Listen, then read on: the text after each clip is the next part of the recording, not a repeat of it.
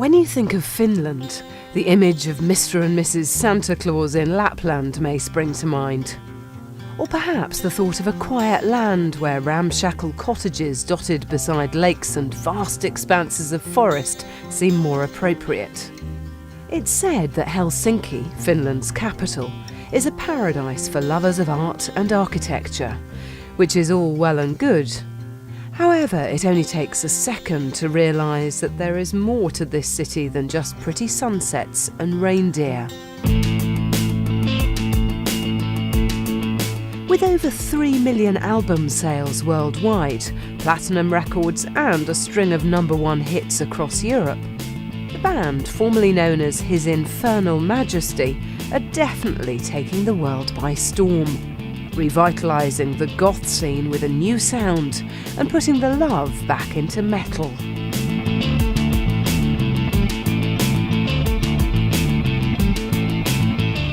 I was to describe him in one word. Successful. They are a unit. I have to say that sexy. I think their music is very sexy.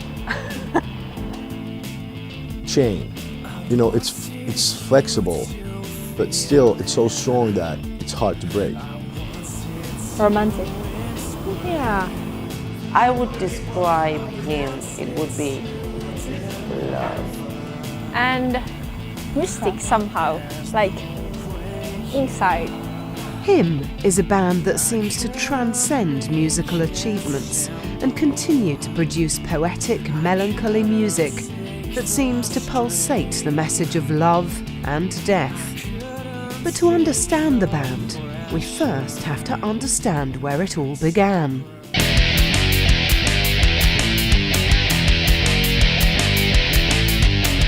There's maybe like 5 million people living here, and maybe like 10 guys who can be in a rock band and sing as good as Ville Valo.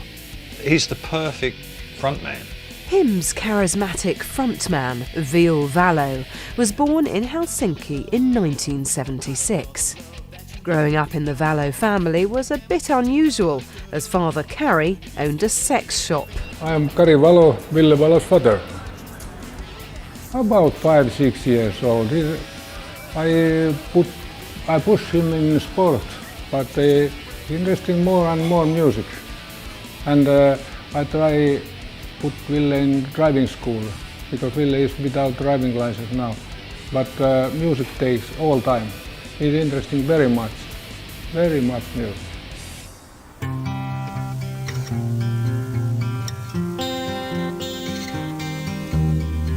As a young boy, Villes had a natural flair for music and soon tried his hand at as many musical instruments as possible. Ville is about 10 years old.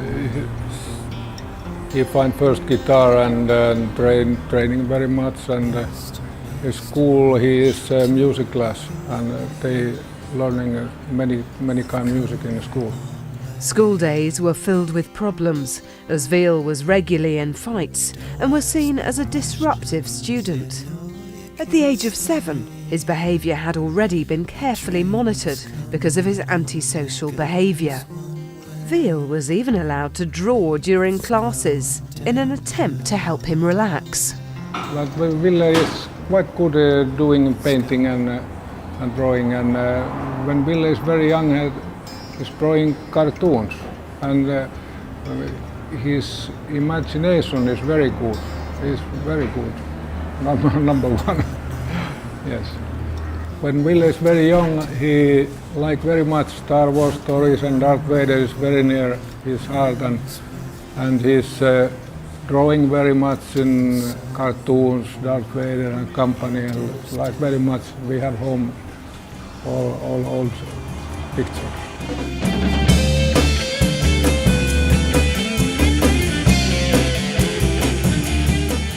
The young Villes submersed himself into the sounds of bands such as Black Sabbath, Led Zeppelin and Kiss, as well as the best of folk and country music. Villes worshipped his idols Kiss and began wearing makeup himself. Sometimes I see Ville doing makeup, and and maybe my wife's sister told that how can you doing this, and later I see Ville many times. He's moving home about 17 years old, and he's starting his career, and very many times he's makeup here and people looking. Mikko Henrik Julius Pananen, nicknamed Midge, was born in 1974 in Helsinki. His father was an orchestra musician and his mother was an actress, so it was no surprise that he began to have an interest in music. At the age of 12, Midge and Villes first met at school. They both shared a love for the bass guitar and started to jam together regularly. With Mike and Ville, they're training together very many hours in the afternoon and after they come to school. Mikko Viljami Lindström, otherwise known as Linde, was born in 1976. His first instrument was an acoustic guitar, which he received when he was 10. He soon enrolled into music classes, where he started to perfect his ambition of becoming a famous guitarist. Villes and Linde first met at senior school and decided to form a band together called Aurora.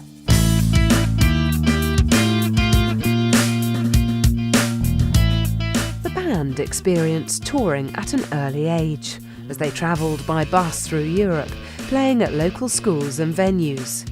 The trip was financed by the band selling donuts and what little money they received for their gigs. This managed to cement their friendship for the time ahead. In 1993, Villes and Linde began recording some demo tracks. School friend Midge was so impressed with the music that he joined them. They created 3 demo tracks entitled Serpent Ride, Borellus and The Heartless. The guys agreed to continue working on new music until they had a good range of songs to promote. Midge and Linde felt Villes should be the band's frontman as they began to try and get gigs. But I remember being on their first gig in my hometown, Vaasa, and there were so few people in there, just a few people, and they played very well, but it was disappointing for them, of course, but it's really funny to think about it now because now they're so huge. They would never have that kind of a gig where there would be only a few people. But I was there and they were great. It was then time for them to showcase their music at the well-known club Tavastia. Because Mr. Merimaa, who is boss Tavastia, he liked Ville and give Ville first chance come in Tavastia because Tavastia is best place in Finland. Over the years, Tavastia's sister club Semi-Final has been known for providing young bands with an opportunity to perform on stage and is run by Tomi Hämäläinen, aka Rudy. My name is Tomi Hämäläinen, and at the present moment and for the past 12 years I've been running a club called Semi-Final in Helsinki.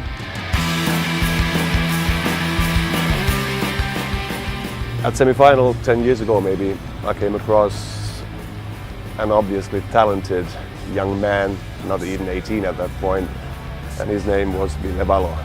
And him played their first gig at Semi-Final. It must have been, if I remember correctly, it was 95 New Year's Eve. It was kind of a, at least Ville was playing there, and if I remember correctly, Mike and Linde, possibly too, but it wasn't him proper yet. He asked me questions about the business and I tried to answer them. Yeah, but it was obvious that he was gifted. With the band now touting the new EP, there was much speculation as to why they were singing in English. Again, H.I.M seemed to go against the norm. In the 1990s, it really wasn't that popular in Finland to sing in English. I think many artists, because we have had, in Finland we have these, disappointments, because we have had these groups that we have tried to send to abroad to make a career, and those bands were singing in English. They were not necessarily doing good in Finland, but we assumed that now, because we have this band singing in English that sounds good, we should, put them abroad and try to make a career outside of Finland. And most of those attempts failed miserably. And I think because of that, we had this skepticism that we shouldn't, have bands singing in English, because they weren't really popular in Finland, and they also had lots of troubles abroad. So I think most of the people were like, okay, let's sing in Finnish. It's more popular in Finland.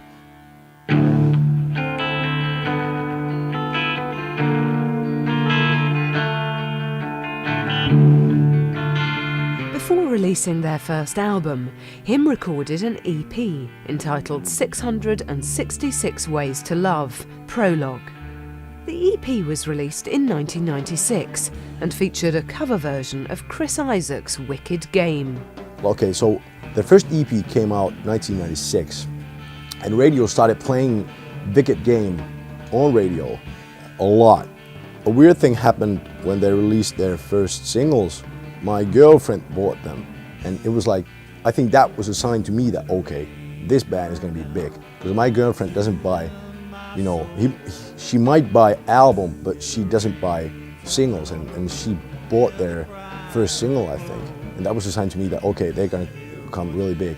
One of the things has to be, as I say, the commercial element of the rock they're doing. Not just the goth side of it. I mean, they had a massive success with a Chris Isaak cover, Wicked Game. That took them obviously into fans of Chris Isaak. Now, Chris Isaak fans obviously aren't goth, but they did such a good version of it. It was acceptable, and it's a great song to play on the radio. We've always been playing loads of cover tunes by Madonna and Ramones and all sorts of weird acts, and it just felt good. That's the reason why we did it. People know Wicked Game, their version of that song, but still there wasn't anything, it wasn't like, a huge thing when they released their first EP. It wasn't like a bomb would have exploded. It wasn't anything like that. It was a good song, people know the band, but I think still, people weren't sure what is this, because like that kind of stuff on radio wasn't really popular during that time. We're turning into this silly, heavy metal jukebox sort of a thing. We've been playing so many cover tunes, so nowadays we're just doing Wicked Game. But that was, we did our first tours in Germany and everywhere else in Europe. We played that a lot, and people seem to like it. It's a good track. In our playlist here on ARFM, we have about 300 main songs, and H.I.M are up there. They are one of the most popular. We've currently got the Chris Isaak cover still on our A-list because it's one of the most requested songs we've ever had.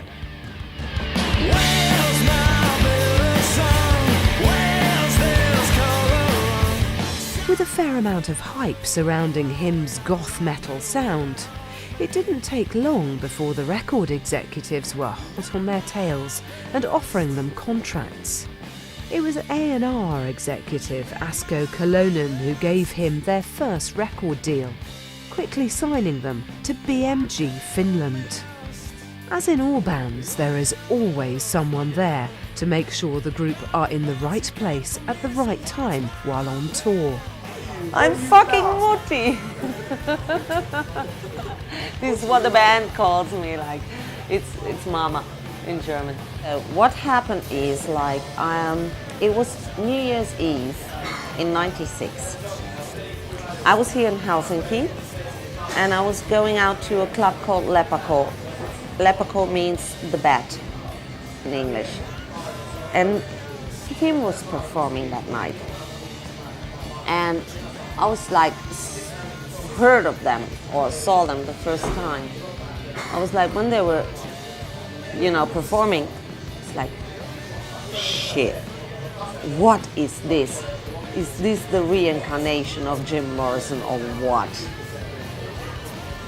I mean, he just looked like that at that time, like that curly hair down to his shoulders, and I was just like, oh goodness, it's so good. So I managed to get backstage and talk to that dude called Ville Valo.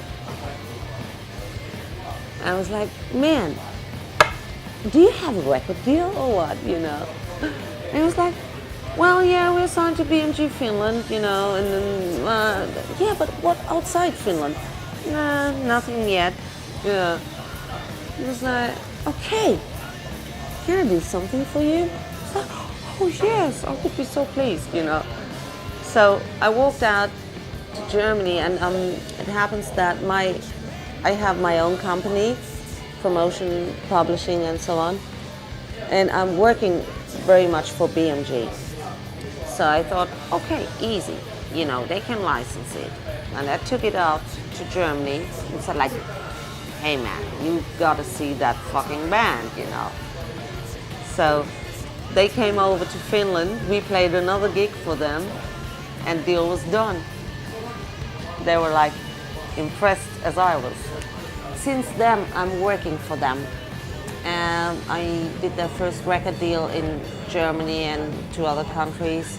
So since then we're working together, I'm doing the promotion for them, all the PR, and assisting to the management and being the mother, you know, for all the little aches which are happening on tour.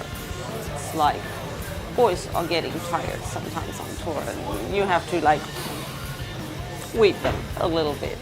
After overwhelming success in Finland, the band had their sights set on breaking the German market, but it wasn't going to be easy. Let's put it like this, there is not that much media in Germany around, or it was not at that time, to work it through. The radios were saying like, no fucking way, it's too dark, it's too, you know, negative, and we won't play it. So it was really hard to work on it, and I had to convince everybody, you know, like, whoa, come on, it's a fucking great band. And then we had that Wicked Game was actually doing it. And we did like a totally new video for that in Germany with a like well-known producer, and a very fancy video, very expensive video as well. And that finally kicked it off. You know, MTV was going for it, Viva was going for it, and then the radios picked it up. I've got the strangest feeling, I've got the weirdest feeling, I found my stomach. The release of H.I.M's first official album was entitled Greatest Love Songs Volume 666, which was produced by Hilli Hilsema. The album is a beautiful romantic mix of ideas about life, love and death. Wicked Game was again featured on the album and proved to be a big hit. When that first came out in Finland, it was quite a big hit here. And it made to Finnish album chart, but it didn't go to top 10. It was 11 on the chart, and I think that pretty much tells a story that in Finland at that time, that type of music, of course there was fans and people who were interested in that kind of music, but it wasn't really that popular. I've got this drowning feeling. It was a kind of a contemporary gothic rock kind of vibe. A lot of the music that was coming out at that time on the goth scene was it was quite bleepy. There was a bit of an explosion of electro that was happening. A lot of it come over from Europe with bands like Frontline Assembly and Front 242. And what H.I.M were doing was different. It was a sort of a return to the kind of classic rock of the goth scene, with bands like Sisters in Mercy, Villes and Nephilim, those kind of bands that were very big in the 80s. I think it developed throughout the time, when there were more and more playing live, you know, and when people saw more and more of Villes, actually, because he's quite a big presence on the stage when he acts. And that makes a lot also to the success. But it was a sort of a modernised sound. It had a sort of a pinch of glam rock in it as well, and that's something that's always appealed to me. I've always been interested in the glam rock side of things and goth. So here was a band that kind of merged the two sounds together, and I thought, wow, I've got to find out more. H.I.M's charismatic and charming sixth member, manager Seppo Vesterinen, is a walking, talking music library. Seppo came across the band in a Helsinki club and liked what he saw. Seppo became the manager. Actually, that was quite funny. It was like almost the same time I got there. He was like shortly after me. Then all of a sudden, hey, Seppo. And I was like, Seppo who? And like, then I was told like, hey, he's an old legend from Finland, you know. He used to manage Hanoi Rocks. And then he didn't do any band managing for years and years, and now he's back from the grave, you know. And I was like, whoa, all right. But Seppo is such a fucking cool guy, and he has such a huge knowledge about music business, not only in Europe, also in the States. You know, he knows everything and everybody. You can't fool him. And he is, I think, the backbone of the band. H.I.M proved that rock was back. The Finnish music scene was about to be revitalised.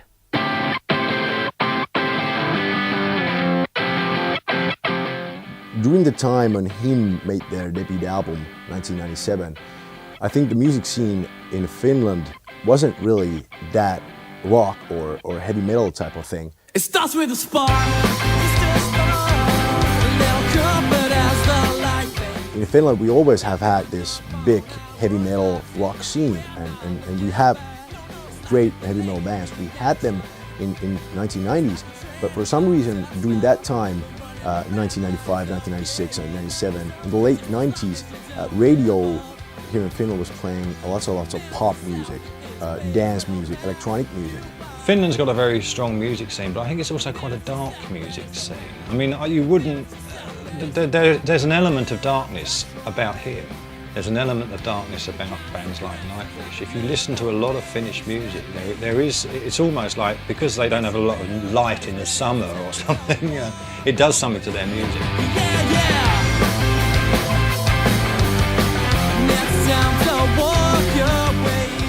When you look at the album charts from the late 90s, you can see that there's like Spice Girls and Aqua and like that kind of bands. Well, can you call them bands? I think you can. Girl groups or something like that. And when H.I.M made their debut album, heavy metal music or goth music or that kind of love metal stuff wasn't really that big. And for example, when you look at the album charts, most of the bands in Finland that were successful during that time, they were singing in Finnish, but not in English. And when H.I.M made their debut album, it somehow started this chain reaction where heavy metal music and maybe goth music or stuff like that started to become more popular, and H.I.M had really a great part in that. They were kind of the spearhead of. We had some pioneers back in the 70s already, back in the 80s with Hanoi Rocks and bands like that, but H.I.M was the first band that made a serious impact. And they also helped other bands that had been around to get more and more audience in Finland, like the 69 Eyes, a band that is really popular now, and those guys have been around since the early 1990s, but for some reason they made it big after H.I.M released their debut album. I'm not saying that the success of the 69 Eyes is based on the success of H.I.M, but I'm saying that the fact that H.I.M break the barrier somehow helped other bands in Finland too to make it big, and they kind of started this thing where English singing bands, heavy metal bands or bands that play rock music, they became suddenly popular again in Finland. H.I.M's hard-hitting drummer, Mika Christian Karpinen, better known as Gas, was born in 1971.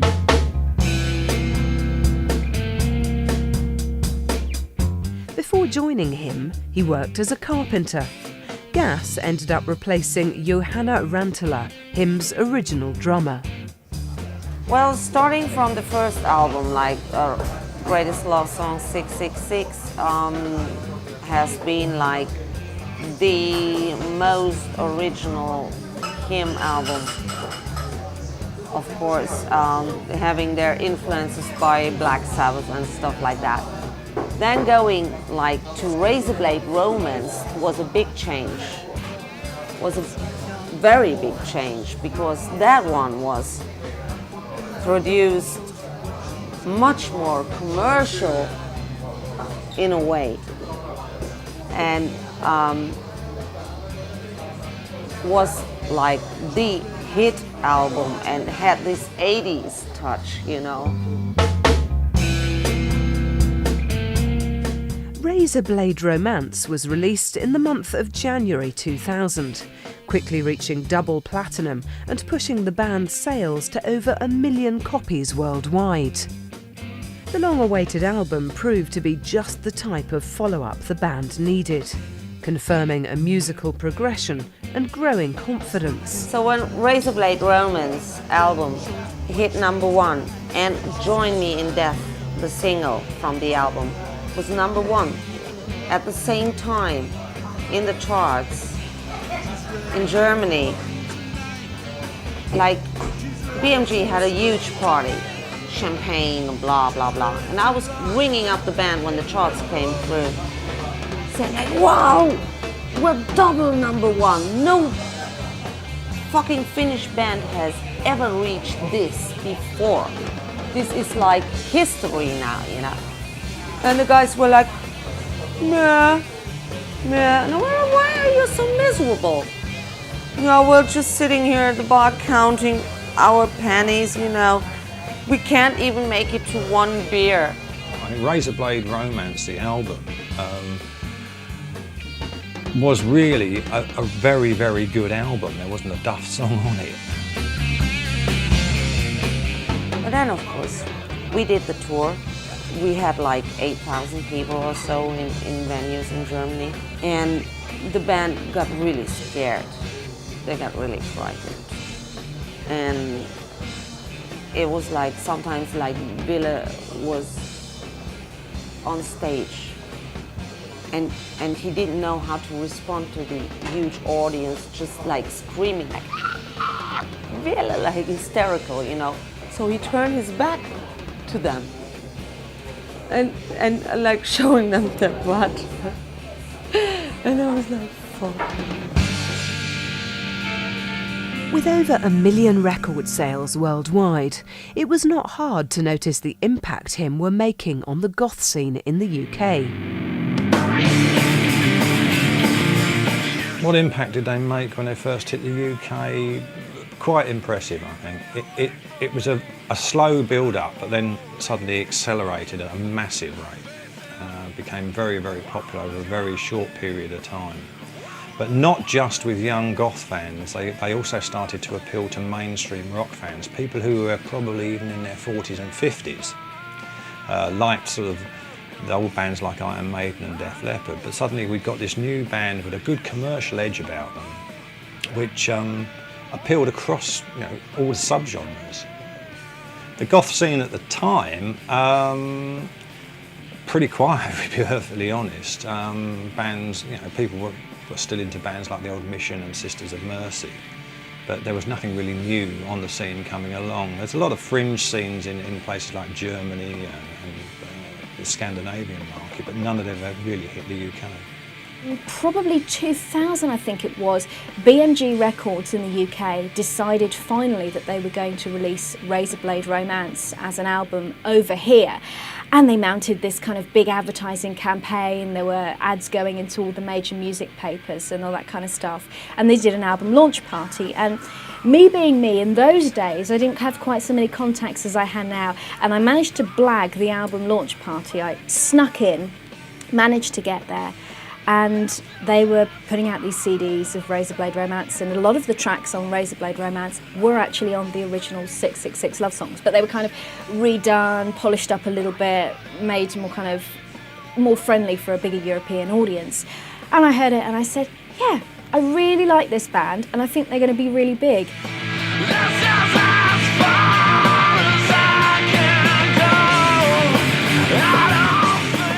first heard him around about 2001, I was working in a part of the industry and we started to get a lot of interest from young rock fans who were telling us about this new band in Finland. And I checked them out, and it was really something very different. It was a sort of commercial, sort of gothy feel to the band. Like, you know, there was nothing else like it around at that time, particularly in the UK and probably in Europe.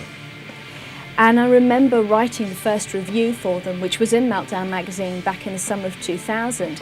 And my closing sentence was, and I'd be really surprised if this band aren't absolutely massive.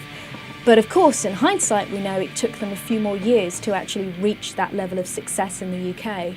Round about that time in the UK, I mean, the market was basically very bland. I mean, it's always the case in this industry. One particular band will come along and then record companies tend to want to try and sign similar bands. And if you go back to sort of 91, 92, Nirvana started grunge, and then suddenly we had Pearl Jam, we had Alice in Chains, we had various others.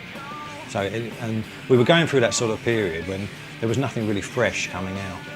I basically was writing articles about them for Meltdown. At that time I was doing a bit of stuff for Metal Hammer as well. I was trying to push for, you know, yeah, please can I do an article on this band. At that stage they weren't actually interested. Of course now you can't open Metal Hammer magazine without seeing pictures of Villes all over the place, and he's just literally won an award, the Metal Hammer Golden Gods Award for Icon of the Year. H.I.M have had their fair share of keyboardists. The first was Anto Melas-Niemi, who joined the band in 1997 and left in 1998, citing personality clashes for his departure. Jaska Salminen replaced him, but left almost immediately to concentrate on other things. Jan Johannes Pertinen, aka Burton, was born into a house of artistic parents and proved to be just what the band were looking for. With continued album success, H.I.M began their European tour.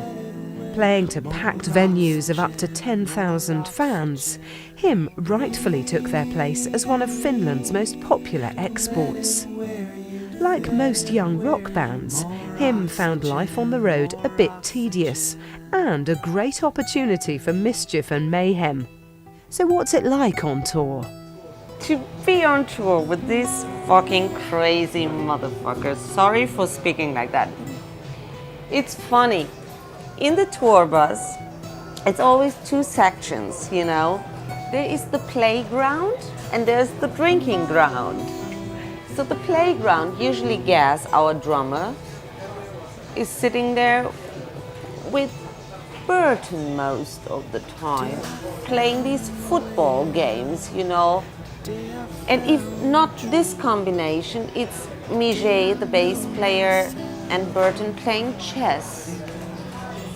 Villes usually sleeps in the tour bus, or then when he's up in the drinking ground, you know, like with Linde, our guitar player, our dearest. In H.I.M, the great thing is they really seem to be what they are. They're not trying to be these rock stars. And when you look at Ville Valo on stage, you know, he's not jumping around like crazy or anything like that. He's, you know, this calm guy who smokes and have his bottle, and you know, it seems like he's doing what's the most comfortable for him. He's not trying to you know, think of him as some kind of guy who should, you know, jump around in a stage because some people are doing it. The most memorable performance for H.I.M was probably a secret gig that they actually played. They played down at the Underworld in Camden, which is a very small venue. I'm sure that, you know, bands who've played there will say, oh, come on, it's not that small, but it is. In terms of a big band like H.I.M who can sell out the Astoria, they were playing the Underworld. It was a very small venue and it was very hot. And Villes was a little bit late on stage, and he does have a reputation for liking his Jack Daniels, and he turned up on stage and, how can I phrase this? He was a little bit worse for wear. It was like party all the way, you know, like whoa, drinking, and riding the bus and yeah, you know, getting wasted. When he's having his bottle and his cigar, and when he's singing, I think that is enough. He just could stand there for like 2 hours and people would be like... And he literally spent the entire set just clinging onto the microphone stand and just wobbling and swaying. But it changed during all those years because, of course, you learn that you have to keep your balance on tour. You just can't push it to the extreme. Otherwise, you like when you're like several months on tour, you're gonna lose your fucking energy and your mind and everything, you know. So the guys learned, they developed. And nowadays it's more easygoing. They're not the kind of band that are going to have a big song and dance routine. They're not the kind of band who've got fireworks and explosions and God knows what else and female dancers on stage. They're not that kind of a band. I think they're too serious for that. They just want to produce just good quality rock or love metal, as Villes so often describes it.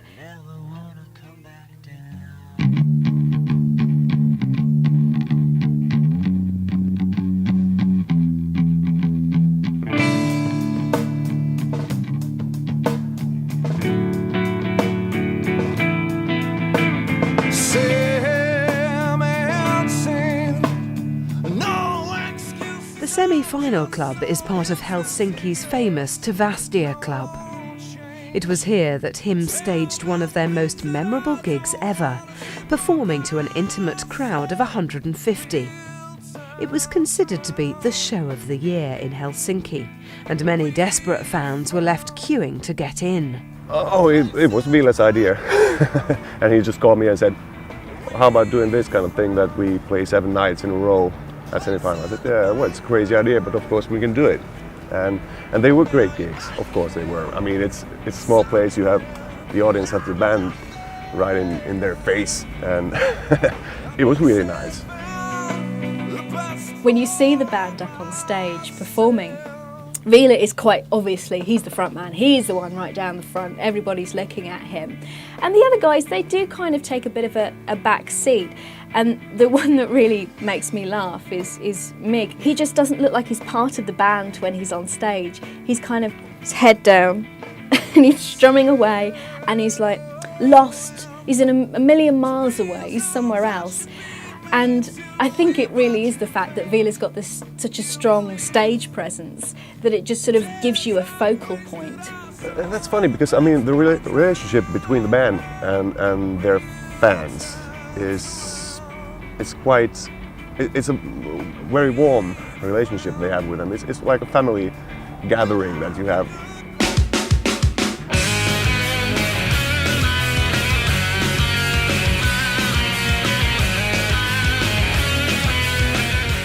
It wasn't until July 2001 that the band released their third album, Deep Shadows and Brilliant Highlights.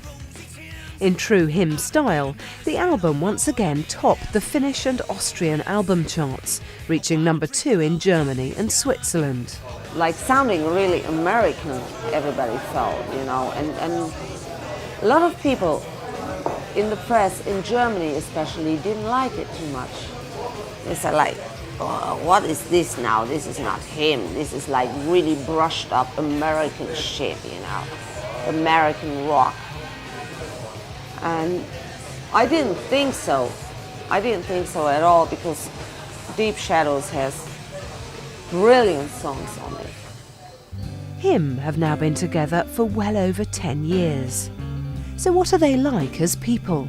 Well, like old schoolmates, we're 5 of us, we've known each other like the past 10 years, so yeah, sure we fight like cats and dogs.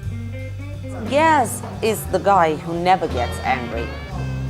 He is the bright guy of the band, you know, he is the sunshine. He's always making jokes and fun and he's always in a good mood. You can do whatever you want. All the time you ask him something, he's always like, yes. Well, Mijay is the deep thinking guy. You know, he's a very serious guy and he's a very bright guy. And Burton, Burton, I mean, he's the newest member of the band, but he is very easygoing. He's always very calm and very relaxed. So you really like don't have any trouble with him either. Lindsay is the shy and calm guy. He never speaks. He's always silent. And if you ask him something, the answer is short, like on the point. But when he gets drunk, when he gets a bottle of Jack Daniels in his hand, then it starts. Then he's going to blah, blah, blah, blah, blah, about anything. Ville, of course, is the most stressed one on tour. Everybody wants his autograph, everybody wants interview here, there, Ville here, there, you know. So, of course, he needs most peace as he can get on the tour bus. It's not like any other band I work with, like English bands or American bands. They are totally different from Finnish bands. Finnish bands are really down to earth and they are really like know what they are doing.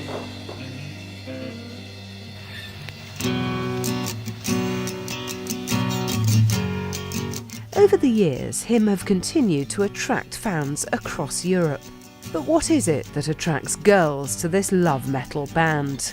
I think the one thing that got people interested, in fact, I'd say there were two things that got people interested. The first is Ville. He's a very attractive man. Like, ooh! Yeah. He has that sort of slightly soft, pretty boy, but at the same time kind of dangerous because he's always smoking and he loves his Jack Daniels. So the girls love that kind of thing. When Ville sings, he's very, hot. It's very, his voice is.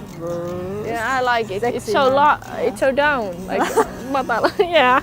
I think when you've got anybody who's slim, attractive-looking guy, who takes his shirt off a lot, then the girls are bound to be interested. They're just so wonderful guys, and the music is not my style, but still I love it. And they're from Finland, and Ville Valo is gorgeous. The second thing that really, as far as I'm concerned, had a major impact on H.I.M's success here in the UK and is starting to help them to break America is the fact that Bam Margera from Jackass was a big fan of theirs. I think it was just basically that he'd heard their music and he really started getting into them, and he had the H.I.M Heartogram logo tattooed on, and he approached them and he said, look, I'm really interested in producing like a promo video for you. Would you be up for it? And they're like, sure, we got no problem with that. And he produced the promo video for Buried Alive by Love, which was their first big hit single. And I think it was simply the fact that Bam was associated with that, Jackass being a massive thing on MTV at that time. All the kids were getting into it, it's a crazy guy doing disgusting things, or I should say crazy guys. Becoming that famous is, of course, affecting you in a way. And I think he deals pretty well with it. But still, of course, you can see that he's a little bit more tight going. Well, Ville is so gorgeous. Yeah. Ville, I think Ville is the best thing in him.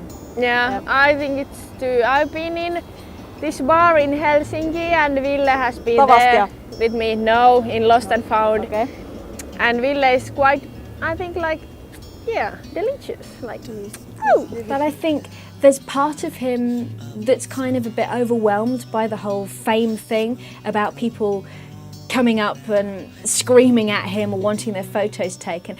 I've never known him to say, no, I'm not going to sign an autograph, or no, I'm not going to have a photo taken. He's very, polite and he will do these things. But I think at the same time, I think he finds it a little bit unnerving. It seems some fans are prepared to go to any lengths just to get a piece of their idol. In particular, one crazed fan who terrified Ville with a pair of scissors. And I just saw her with scissors. But she was walking like this with the scissors. It looked like Psycho, like And I was getting like, fucking, what is she doing now, And she was taking the scissors and clipped off a bit of Villes' hair, and at the same moment I jumped to her, like, because I thought she was about to kill him, you know. It was like, man, and he got really psyched out, you know. He was like, oh my goodness, what was that, you know. It's like fucking hard to take for a guy. In Finland, people are different. There's a different kind of approach to fame than there is over here. I don't think you get these kind of screaming girls. Just having spoken to people from Finland, it doesn't seem to be that kind of thing. People seem to respect you a little bit more, stand back a little bit more and mind your space. So suddenly kind of being caught in throes of screaming girls, it must be very disorientating. I had one fan who had a little dog, and that fan even tattooed the dog with a autograph, believe it or not. Yeah, maybe they're the first like real band that have succeeded outside Finland, so maybe that's why they're so popular in Finland also. Ville is so like quite inside, like with when he's singing, he's like Finnish people are inside himself. It's interesting, I think. There is no age limit. We have like, of course, the very young teenager fans, but we also have like people who are like over 50 coming to the concerts. When Love Metal was released, it took the world by storm. It was mixed by legendary producer Tim Palmer, who had worked with artists such as U2 and Faith No More. Yeah, it's a surprising album because it's for the first time, it's really good.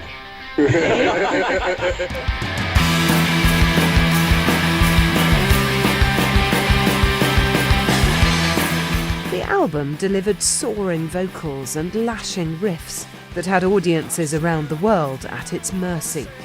It was the seminal H.I.M album. We had a great time recording it, and we're really happy actually how it is at the moment. And everybody seems to, people have heard it already. Most of the people have been liking it. It's a bit more, so there's a bit more of the Iggy Pop and the Stooges, that raw power, sort of like energetic, sort of like that sort of like aggression, and all that. But it's still very melodic and very melancholic and very sentimental.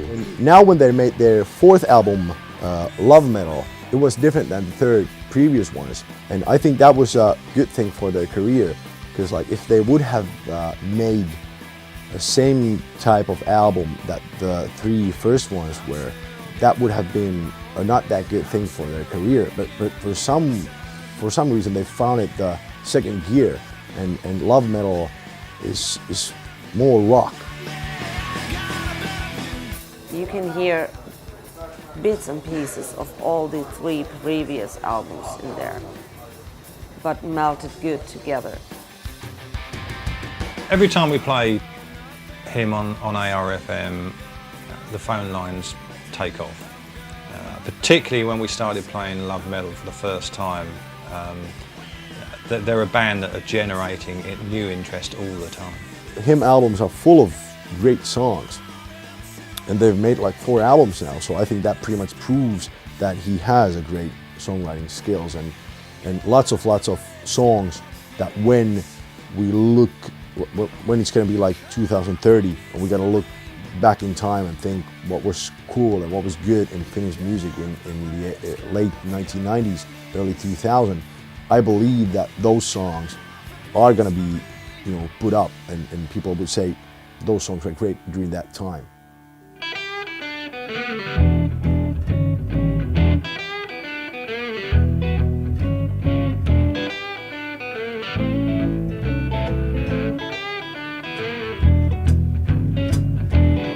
The next stage in H.I.M's meteoric rise is to break the US, an elusive market filled with challenges and rewards.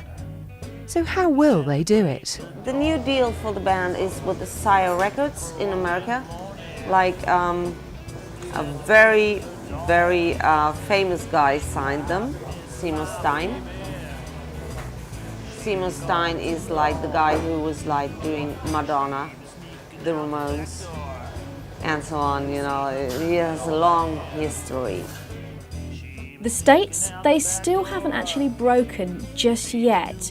I know they have released the Love Metal album over there and it's doing okay. It's not doing massively well on the Billboard charts, but it's getting a little bit of interest. They are making really a big effort about this band right now in the US. So, and once it really goes through in the US, and it's on the way there already, it will hit the world. The hardest part in the States is the fact that I can't smoke on stage in New York and LA.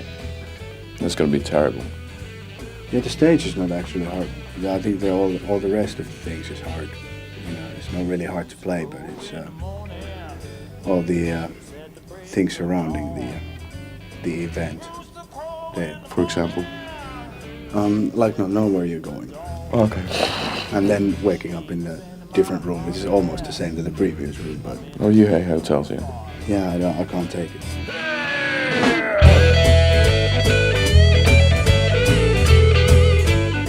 With so many bands each year trying to crack the US market, will H.I.M prove victorious, or will they fail? What happens if they don't make it? Because like now there's lots of fuss about Bam Margera, you know, being in Finland and hanging around with these guys and directing their videos and like and they're really trying to make it big in the United States. But what if the same thing happens to them that's been happening to pretty much every Finnish band? What if they fail?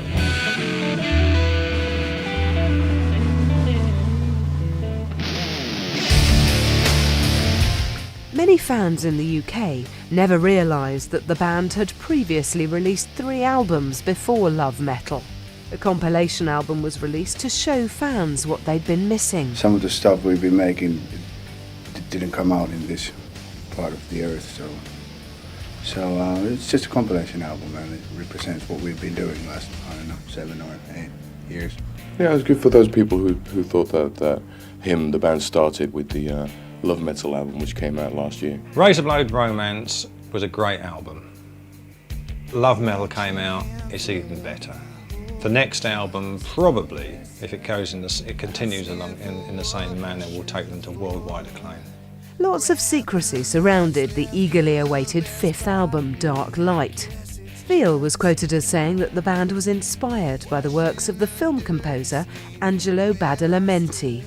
Tim Palmer is producing this. He was mixing already the Love Metal, and Villes and him get along very well. So that's why Villes chose to record this new album with him. And they did it in the LA Paramore Studios. And actually, Andy Wallace was about to mix the album, but it didn't work out. So Tim Palmer was taking over the mixing job as well. Actually, in the Jimi Hendrix Studios, Electric Lady, yeah. And we were up there in Jimi Hendrix's old flat, where we had our listening party for record company, where Jimi Hendrix used to live. And people in the studio are telling stories that there's still the ghost of him around. The last album, whilst Love Metal was more, if you like, better produced than Razorblade Romance, the edge was still there, the sort of hunger still sounded like it was there. I hope they don't lose that with future recordings. It's a very slippery slope to go down, and quite an easy one to go down, because obviously, you know, money makes a difference at the end of the day. If they keep that same hunger, then, you know, the success should continue.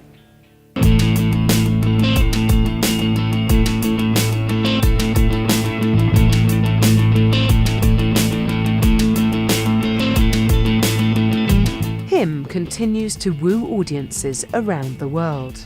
But what is it about the band that's given them such longevity? It's pretty much the same thing that makes maybe a guy called Robbie Williams so big and so good on stage. Like in H.I.M, there's like lots of they have black and white sides on that stuff. Like Villes Valo, he's like the bad guy, but at the same time, he's like this. When he gives interviews, he's like really smart, and you know, he seems like a great guy, a guy that maybe my mother would get along really, really well. H.I.M have managed to successfully combine commercial rock music with an element of goth, and it's something which is new and exciting to fans. There really isn't anyone else really out there like them. But when you open up the next, rock magazine, you see the same guy drinking red wine and, smoking cigars on stage looking really bad. And I think that's the thing that makes that band, so unique. Villes' lyrics, they are very, very special. It's like poetry, and it's so many people can attach to that, and so many people feel, their feelings, or they can express their feelings through the lyrics. And then of course on top comes the music. The fans are very important for him, and the fans are very special with him because they're really fanatic. That all makes a good cake. The Finnish rock scene continues to be influenced by H.I.M music. So what effect has that had locally? Demos. Every day we have one demo, and we get lots of demos from Finnish bands. And sometimes I hope that a band called H.I.M would have never even born, because maybe 40% of all the demos that we get, they sound a lot like H.I.M. And we got lots of that type of band right now in Finland. I think it wasn't like that in 1995 or 1996 when H.I.M was starting. Even Kari Valo was playing in a band that sounded like Primus, and it was like progressive and stuff like that.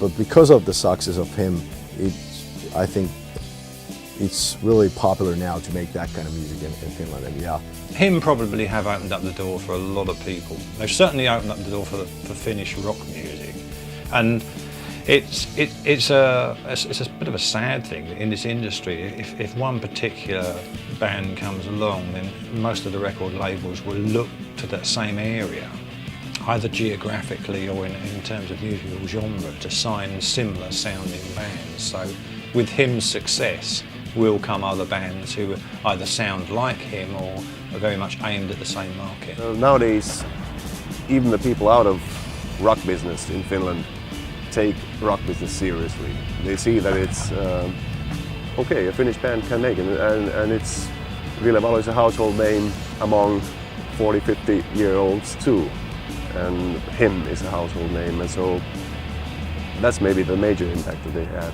the most important one.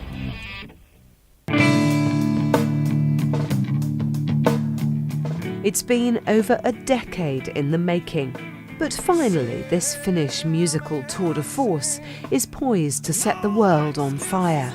And with the band now in full swing and ready for continued success, H.I.M are in complete control of their future. I've got plenty of ideas, but I just don't have the slightest idea what to do with those ideas. So I definitely need the time. I think they're gonna be around for a long time, because the one thing that too makes that band unique is the fact that they have had this, self-confidence on what they do since the day one.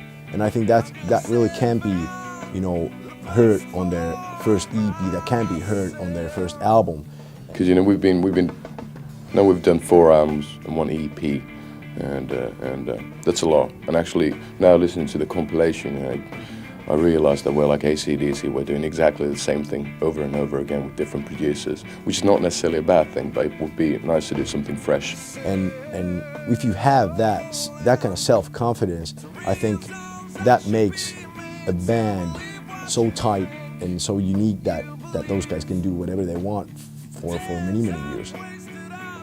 Ville is the front man. The rest of the guys are in the background. They do seem to be happy with that. I can't see any massive argument taking place. They just seem to get on really well. They've always seemed to get on really well, and they just seem happy with making the music that they're making. Bands like H.I.M, I think they've moved slightly with the times. They've moved to a more commercial sort of approach to their music. They've probably got a long future ahead of them.